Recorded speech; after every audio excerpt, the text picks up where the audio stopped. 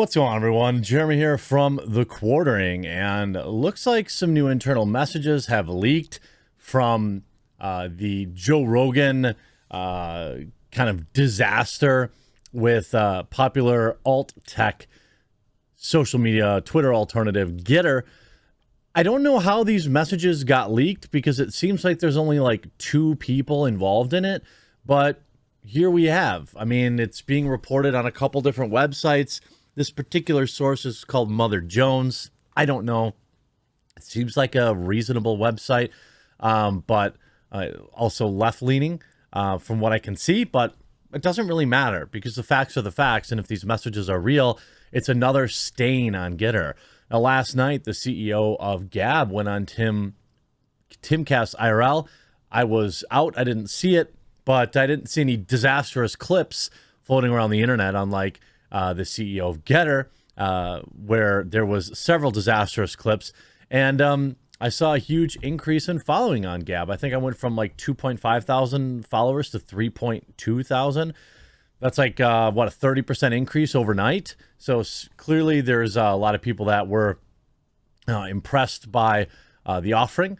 But these messages with Joe are even more troublesome for Getter. We're going to get right into all that after a quick word from this video's sponsor, Sheath. Huge shout out to this video's sponsor. That's right, Sheath. These boxers are designed to keep your balls off your legs.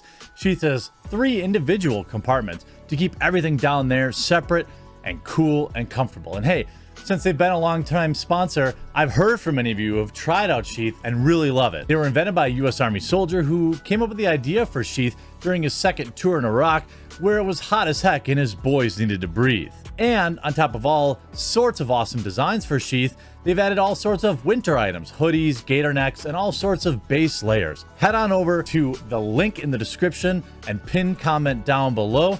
Use my promo code to save and support the channel and keep everything nice, cool, and dry.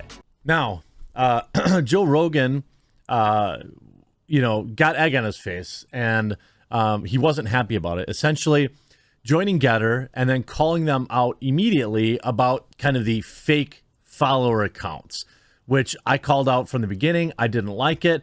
I don't think that I'm willing to accept any other possible reason for it other than to lie about the number of users there. However, I will say my number of followers over on Getter continues to increase. My interaction continues to be decent there, 136 likes and 40 retweets or whatever already in about an hour from that post. So people are using it. There was initial big push of people who went to Getter. I think I was at like something like 15,000 or something like that. And then with the recent push, I've seen a decent increase in it. But you could see they separated the two out. This was a major, major issue for me. It was being non-transparent. But even bigger of an issue was their terms of service and their mealy-mouthed explanations for why they basically have the same kind of Silicon Valley terms of service as Google or as Twitter or Facebook. And what I think was well put forth in a small clip I saw last night from the Gab CEO, talked about how if your app is on the Google Play Store or it's on the iTunes Store, you're essentially bound by their terms of service. You aren't really going to be able to position yourself as a free speech platform if that's the case. And if you don't own your own technology, and if you don't own your own, domain registrar and payment processors and all these type of things. Gab's already doing all that. Gab Pay is coming up. So, I mean, they are doing it the right way. They still won't get the mainstream publication and call for people to go there as Getter will. And I have several suspicions why that is. But now when Joe Rogan called out Getter, leaked messages show Getter in crisis mode over Joe Rogan criticism. They suggest deeper involvement in the they suggest a deeper involvement in the company by controversial Chinese billionaire than previously acknowledged. Last week, Getter, the social media site, sells itself as a mega alternative to Twitter. I don't know. I don't really think it's a mega alternative. But anyway, Enter damage control. The hugely popular podcaster Joe Rogan, who days early had signed up for the app, publicly blasted Getter as Fugazi and accusing the startup of artificially boosting his follower count by adding his massive Twitter following of 8 million to his smaller audience on Getter. Rogan was initially saying Getter was juicing the numbers and claiming millions of users it didn't have. I agree. The criticism from Rogan, the host of the biggest podcast in the country, who is popular on the right, was a big problem for the social media firm that is only 6 months old and targets conservatives as its consumer base. As he dealt with the fallout, Jason Miller, the former Trump campaign spokesperson, who is a company's CEO, traded messages with Wen-Guy? Sorry, I did what I could. The controversial figure, Chinese billionaire and ally of Steve Bannon. Now I know this website's left-leaning. Whose company created an early version of Getter. Miller and Getter have repeatedly asserted that the Chinese billionaire does not play any kind of active role in the company's operations, but these messages, which were obtained by Mother Jones, show him dispensing advice, arguably instructions, to Miller to suggest he is more involved in the company than what has been acknowledged. Quote, "Yeah, it's not good," Miller said in the WhatsApp message to him, noting that he had recently spoken to Rogan's producer in an effort to smooth things over. Hopefully we won't have any more outbursts. We don't want to do any bad things to this guy. Speaking of Joe Rogan, the Chinese billionaire says, who speaks in slightly fractured English. We respect him. Just explain to him what happened. Keep it gentleman style, he stressed. Don't fight back. We are friends. We need to respect him. Exactly, Miller replied in the text. I was very humble when I spoke to his producer yesterday. That's why I love you. You're 100% gentleman, the Chinese billionaire responded in another audio message. He added seemingly jokingly that he himself was a fake gentleman. How did this audio get out? I'll never understand this. Like, isn't this like a text message between two people? I don't get it. I really don't. He appears to have communicated one-on-one with Miller. Then forwarded the exchange to a group of around 20 associates. That's how it got out, according to the person who shared the message with Mother Jones. To this group, he provided a description for what he had discussed with Miller. Regarding Joe Rogan, last night we discussed with Jason to display the number of followers separately, by the way, which is still a cop-out. Just show Getter followers.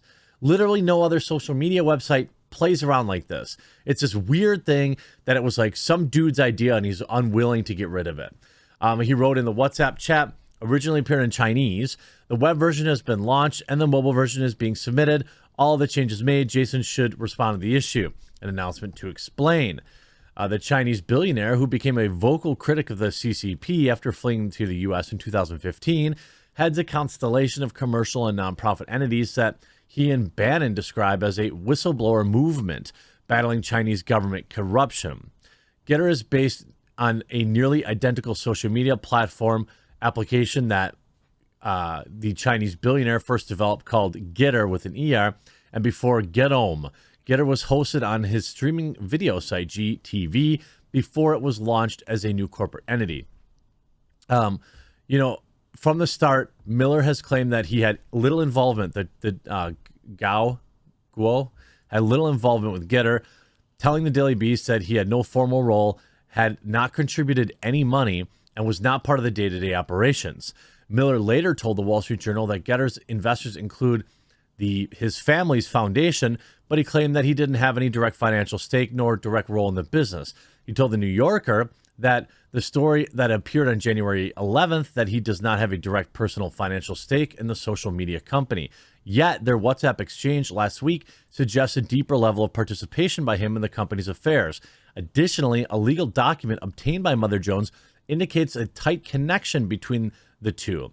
The social media app has said to have headquartered in 3 Columbus Circle, New York, but according to the document, the paychecks for Getter employees bear a different address.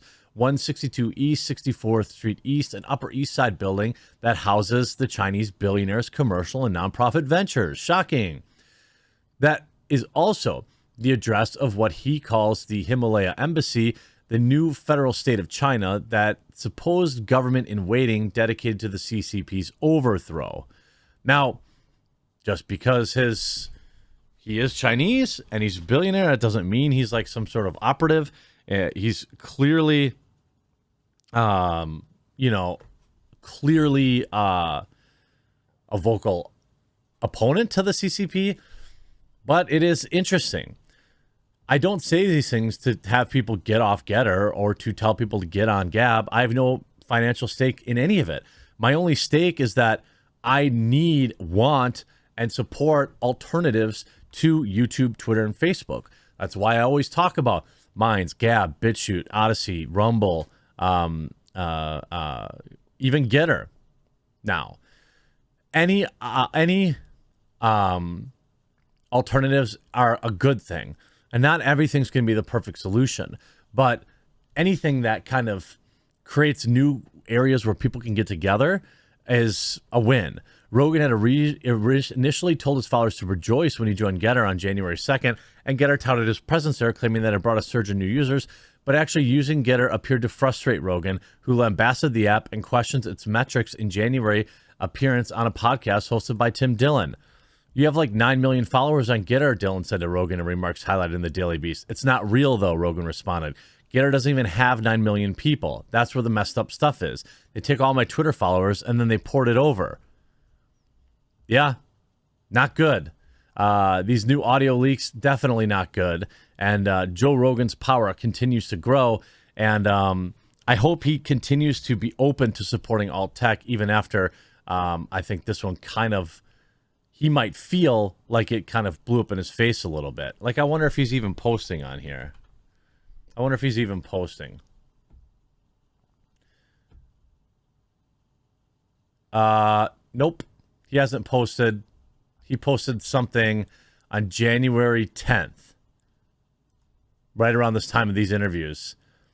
And hasn't been back around. January 3rd. It's been weeks. Now, he doesn't post a ton on Twitter, but probably not a good sign to have him to lose faith immediately. Hope you enjoyed this video. We'll talk to you again real soon.